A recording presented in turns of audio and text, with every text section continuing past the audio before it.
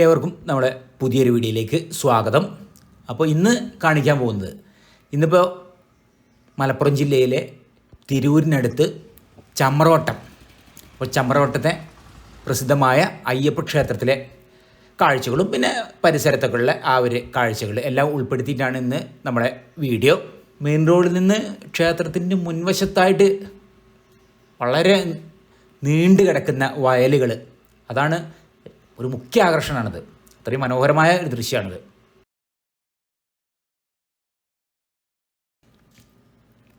ഭാരതപ്പുഴയിൽ തിരൂർ താലൂക്കിലെ ചമ്രവട്ടം ദേശത്ത് കരയിൽ നിന്ന് 20 മീറ്റർ അകലെ പുഴയിൽ ഒരു ഹരിത ദ്വീപിലാണ് ചമ്രവട്ടത്തയ്യപ്പ ക്ഷേത്രം നിലകൊള്ളുന്നത്.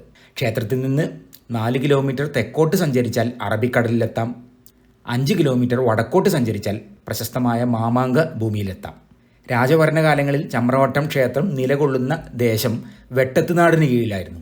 1861 ബ്രിട്ടീഷുകാർ പൊന്നാനി താലൂക്ക് രൂപീകരിച്ചതോടെ ചമ്രവട്ടം ക്ഷേത്രം പൊന്നാനി താലൂക്കിൽ ഉൾപ്പെട്ടു.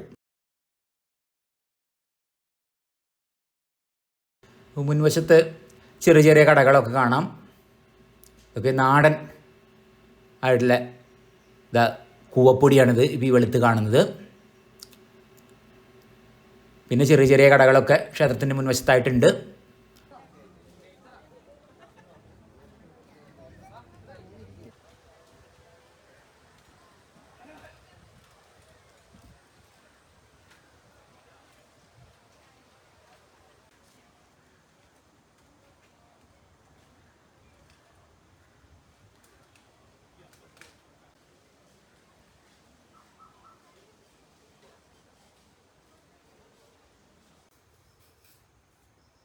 പുരാതന കാലം മുതൽ ചമ്രവട്ടത്തെ കുറ്റിശ്ശേരി മനയാണ് ചമ്രവട്ടം ക്ഷേത്രത്തിൻ്റെ അധികാരികൾ.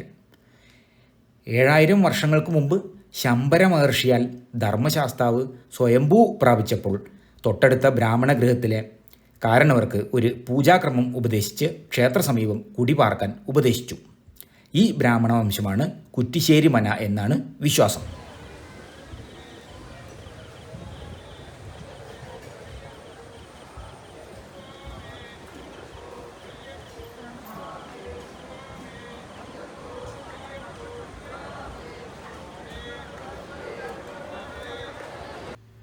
ആദി നദീതീര വനസമൂഹത്തിൽ സ്വയംഭൂ പ്രാപിച്ചതിനാൽ അടിസ്ഥാനപരമായി ചമ്രവട്ടം ക്ഷേത്രത്തിൻ്റെ ക്ഷേത്രഘടന കാവ് എന്ന നിലയിലാണ് രൂപപ്പെട്ടത്. ധർമ്മപത്നി പ്രഭയോടും പുത്രൻ സത്യകനോടുമൊപ്പം ദേവതാ ദാമ്പത്യത്തിൽ കുടുംബസ്ഥനായാണ് ചമ്രവട്ടത്തെ ശാസ്താവ് വസിക്കുന്നത്. ശബരിമല അയ്യപ്പനെ പോലെ ചമ്രവട്ടത്തെ ശാസ്താവ് ബ്രഹ്മചാരിയല്ല. എന്നാൽ ശബരിമലയിലേതുപോലെ ജാതിമത വ്യത്യാസമില്ലാതെ ചമ്രവട്ടം ക്ഷേത്രത്തിൽ എല്ലാവർക്കും ദർശനം നടത്താവുന്നതാണ്.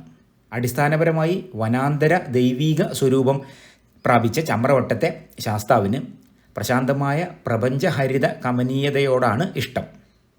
അതുകൊണ്ട് തന്നെ വമ്പിച്ച ആൾക്കൂട്ടങ്ങൾ പങ്കെടുക്കുന്ന ഉത്സവങ്ങളും ചടങ്ങുകളും ചമ്രവട്ടത്ത് നടക്കാറില്ല.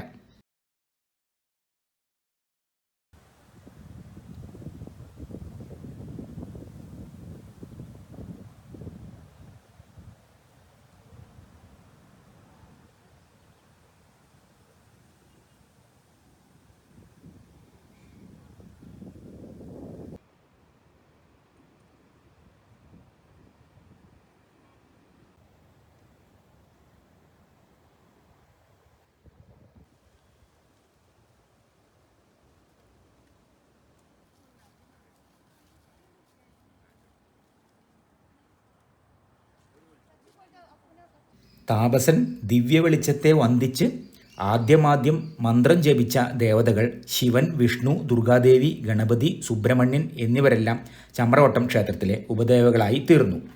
എന്നാൽ ഉപദേവതകൾക്കൊന്നും തന്നെ പ്രത്യേക പൂജകളൊന്നും നടത്താറില്ല. രാവിലെ ഉപദേവതകൾക്ക് നിവേദ്യം സമർപ്പിക്കാറുണ്ട്.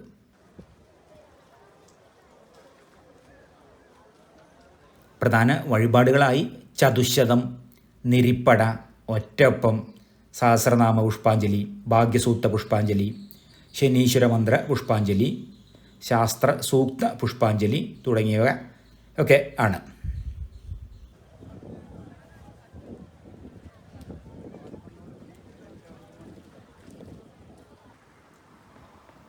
ഇനിയിപ്പോൾ നമ്മൾ ചമ്മറോട്ടം പാലം. ഇപ്പോൾ നേരെ പാലത്തിൻ്റെ അവിടേക്ക് വന്നു.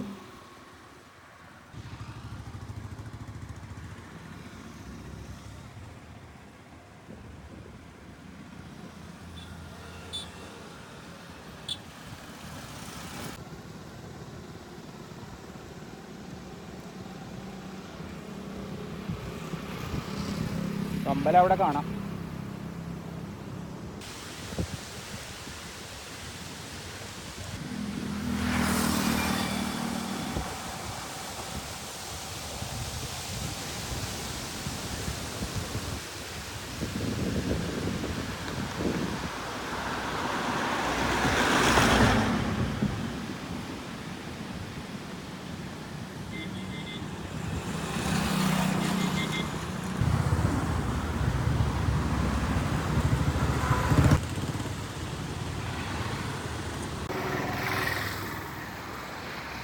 വൃശ്ചിക മാസത്തിൽ അന്നദാനം ഒക്കെ നടക്കുന്നുണ്ട് ഇവിടെ.